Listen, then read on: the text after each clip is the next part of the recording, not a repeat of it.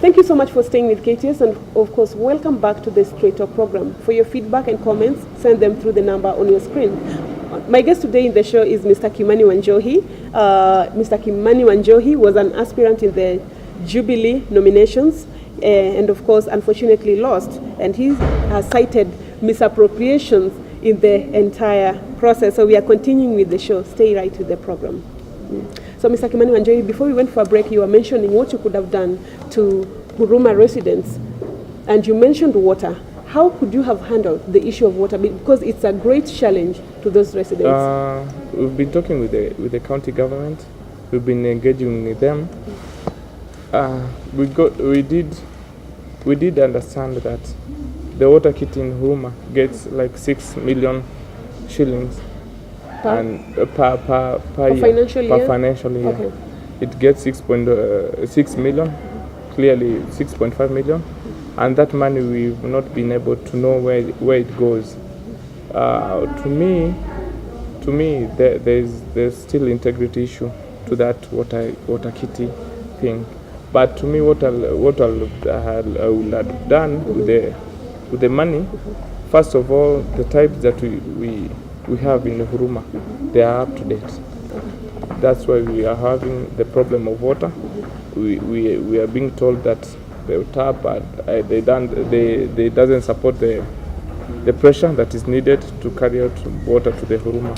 So clearly you'll understand that water taps need to be, or rather water pipes need to be changed, because the one that we have they're outdone.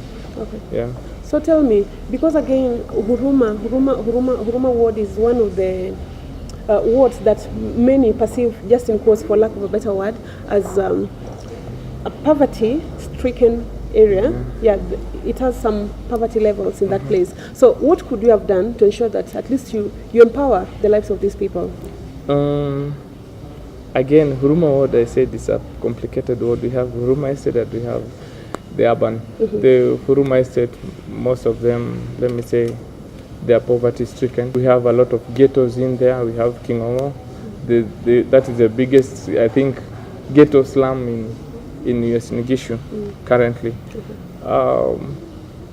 And that brings you the question: what have been done? What have been done to encourage these people?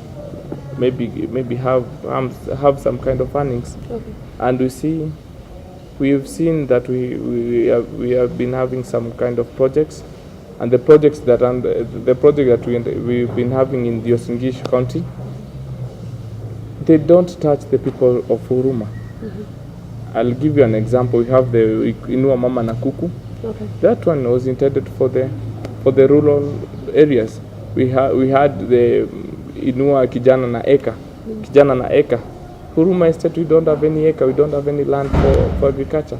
So the projects that are being set up by the MCAs and the governor and the leaders, they are not of benefit to my people down there at the slum. So you feel that they are misplaced priorities? Yeah, they are being some kind of misplaced priority in Osingishu County because of such kind of programs. Okay. Yeah. So, Mr. Wanjohi, now that, well, things happened the way they did, so are you still going to support the incumbent MCA Peter Chomba?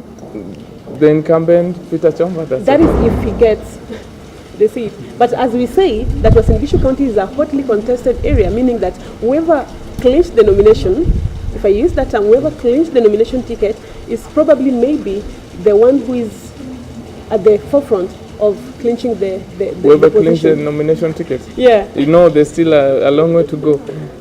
There's nomination and then there's election. Sure. Nomination, we had 5,000 people going. Election, we have over 31,000 in my area.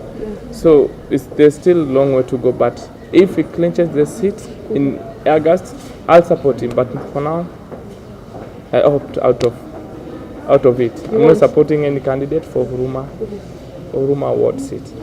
So you won't? But again, because I don't believe that you have to be in power so that you can bring a change or you can transform the lives of people. Sure. So what have you been doing as Mr. Wanjohi, again, to ensure that this water issue at Huruma ward is solved? This issue of poverty is solved.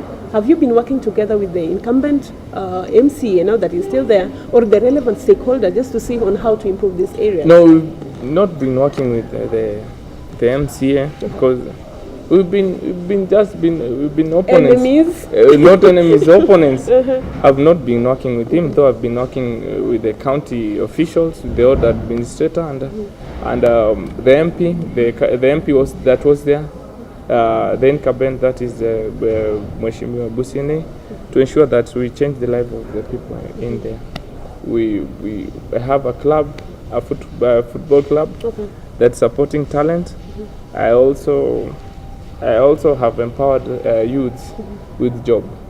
I created a company, and I've employed most of them. Which company is that, and what does it do? I have Nairobi Marketers Group. It's a sales and marketing company. Is it an online? No, it's not. It's not an online company. It's just a distribution company. In Nairobi or here? In here, okay. We get things, we import things, and we get them. We get other from Nairobi, and we distribute to the clients directly. Yeah. So how many youths so far have you employed? Right now, I have like more than 20 youths right now working under me. Okay. Yeah. So you feel like if you were if you got an opportunity, you could have done this even in a better way, much better way. That one we did when we didn't have power. Yeah. So you can imagine if we get power in our hands, we'll have done much. Okay. Yeah. So, Mr. Wanjohi, let's talk about the national politics. What's your take as far as the national politics is concerned? Of course, we have the Jubilee Party saying that they are 70% strong, and we have the NASA coalition saying that they are 10 million strong. Do you think this can be justified? It's just about it's just about propaganda. You know, siasa is one thing that you need propaganda in siasa. So that thing of saying we have 10 million strong, we have 45 million strong, that's just a hearsay. So in real sense? In real sense, it's not clear who will carry the day, but I bet with you, there's no coalition right now which is having 10 million plus. There's no coalition. And 70%? None. 70%, I bet with you, none. In fact, the earliest indication that we have, this thing is going for a second run. Oh, so that's my take. That's your take. Yeah. That we might go for a second round. We might. It's not definite, it's not certain, but there's a possibility. If elections are fair, there's no candidate which will win the 50+1. Well, we wait to see on that come 8th of August. And again, we've had issues. With this, the core principles, especially the Jubilee Party core principles and the NASA Party core principles, and we have them blaming each other for propagating hate speech. Do you think they are helping to, are they really helping in ensuring that this country remains peaceful even as they campaign? No, I think even the Kaparo seat and the NCIC, that seat is wasted, and it's a waste of time having those seats, because we are clearly having leaders who are propagating hate speech each and every day, and no action is being taken. We have leaders from the Jubilee right inside the Jubilee propagating hate speech, and we have leaders from the NASA. So I cannot be able to clearly say which side propagates hate speech. It's both of them that does that. So in short, you're saying that the Kaparo Commission is not doing its work to the extent? Actually, it's a waste of time and a waste of resources to the public of us. Yeah. Okay, I'm not going to make any statement on that. And as we head towards the general elections, Mr. Wanjohi, we have different stakeholders. We are trying to incorporate each and every person to ensure that we have a peaceful elections, free and fair, of course. So as a youth, I know you are in many youth groups, and there are some that you are the frontliner. What are you doing as a youth to ensure that at the end of it all, the youths play their role in ensuring that the elections, this country still remains united after August 8th? One thing that is for sure, we've been having some discussion and debates with the youth, trying to instill some sense of unity amongst them and trying to tell them that whichever way the election will be, they just move on as Kenyans and work hard. That's what we've been doing.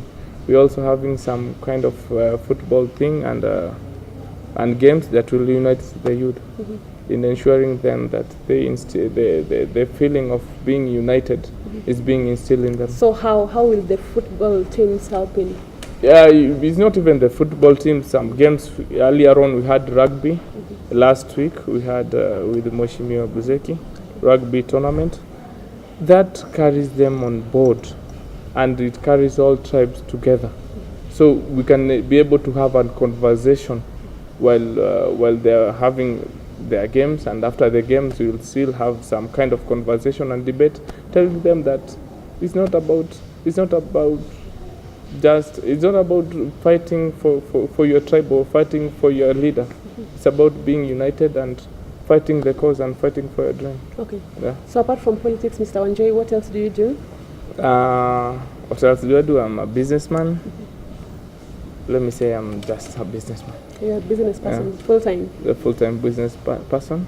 I do politics. They do two things that I like doing. Okay. Yeah. Your final word as we end the program?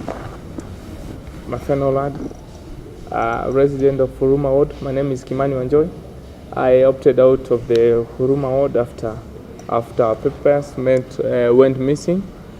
So right now I want to encourage you to vote in your leader, the leader that you see will bring your dreams come to reality. For now, I'll be taking a break, but I'll be campaigning for leaders that are full of values and that are full of ideas that will change the nation. But for now, I want to urge you to maintain peace and to love each other the way the Bible tells us. Thank you. Thank you so much, Mr. Kimani Wanjohi, for your time and for those powerful sentiments. We surely wish you all the best in your endeavors. Thank you so much, viewers, for staying tuned to the Straight Talk program. Let's meet again next time, same venue. I've been your host, Regina Olado. Remember, it's peace, peace, and peace.